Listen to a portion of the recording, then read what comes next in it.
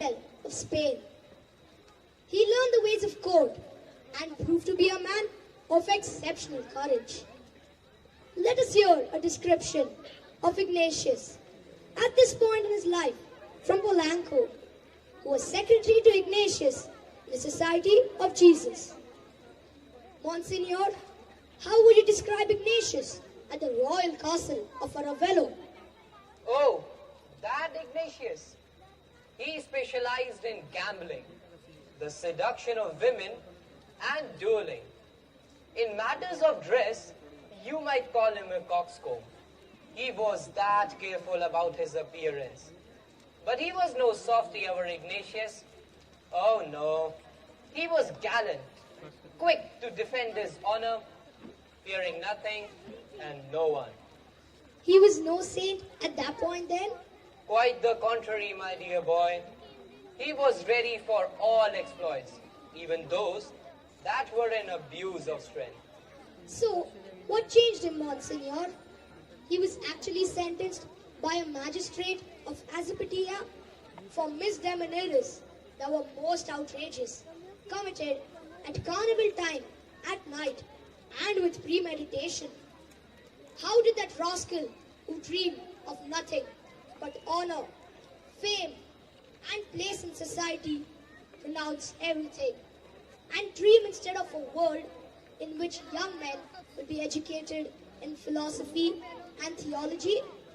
Nothing is that simple, my son. His change was a process. However, like the caterpillar must die outwardly in order for the inner butterfly to develop, Inigo had to die to begin the process of turning into Ignatius. Whatever do you mean, Monsignor? How did Inigo die? One might say that Inigo died at the Battle of Pamplona in 1521.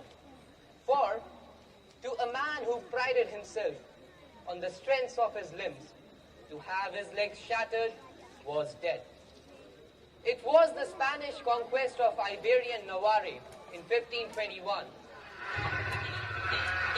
On May 20, 1521, the French-backed Navarrese rose in revolt against the Spanish, who had invaded them in 1512. The Spanish took refuge in the city castle and defended their position as best as they could, but had to ultimately surrender. On May 21st, 1521, Inigo rallied the Spanish troops with courage, determination, and unflagging energy, and was able to put up a good fight to the French troops, which outnumbered the Spanish. And then Inigo died. Or he wished he had.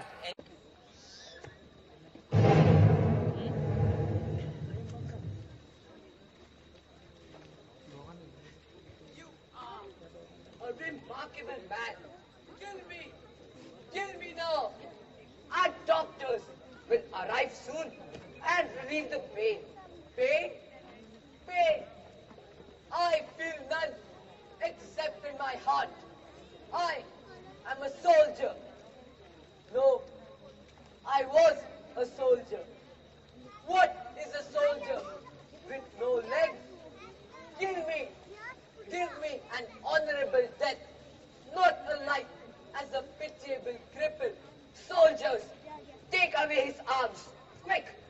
I should have no man commit suicide on my watch. What is your name, sir? I am Inigo, and his personality, indeed.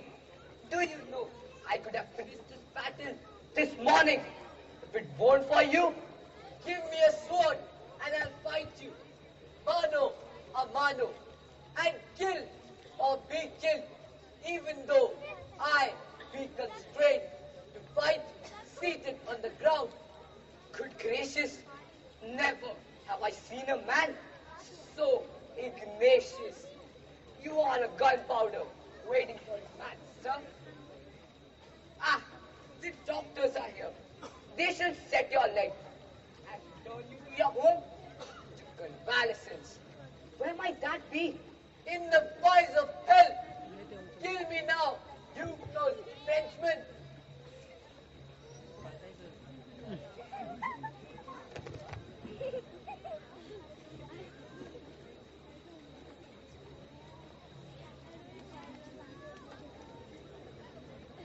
man should be called Ignatius, not Inigo. A powder waiting for a match, sir. A powder waiting for a match.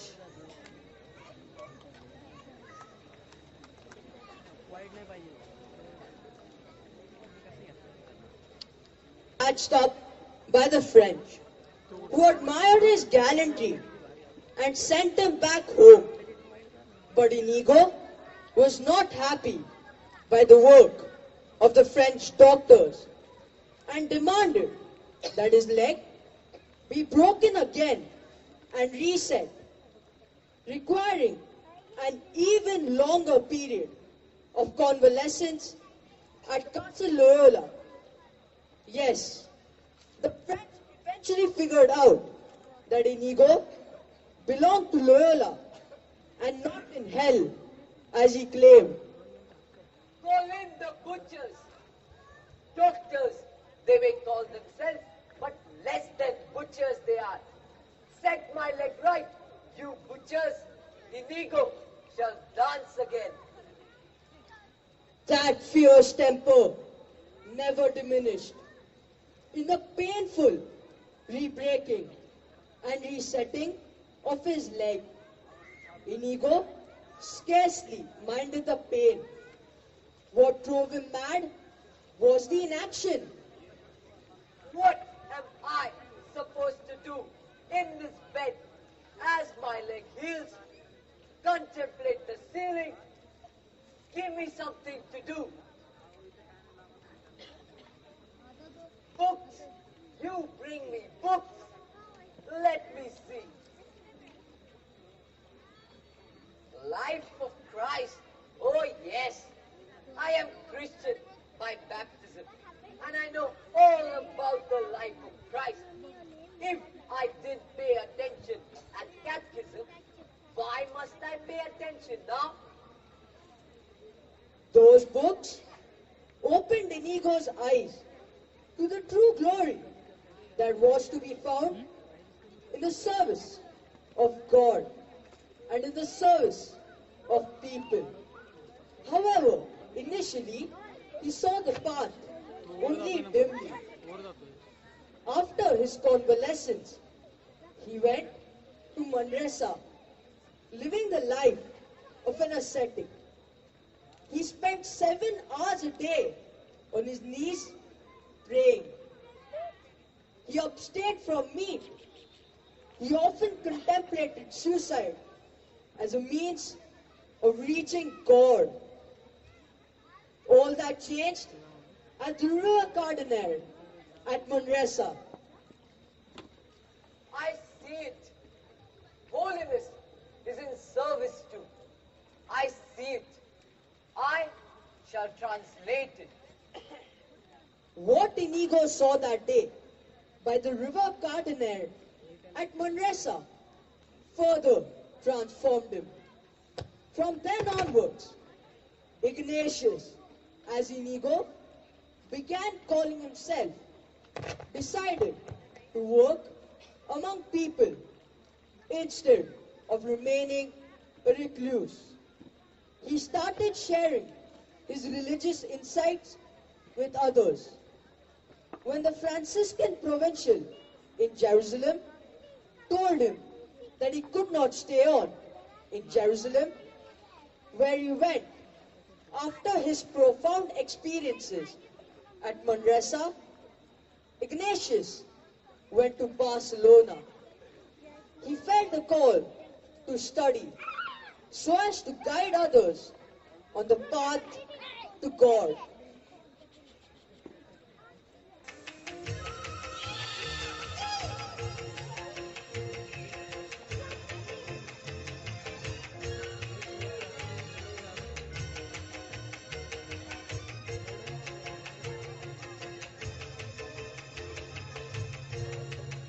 Beginning of the dream, as he lay in the bed, reading of the life of Jesus Christ and all his living saints inside.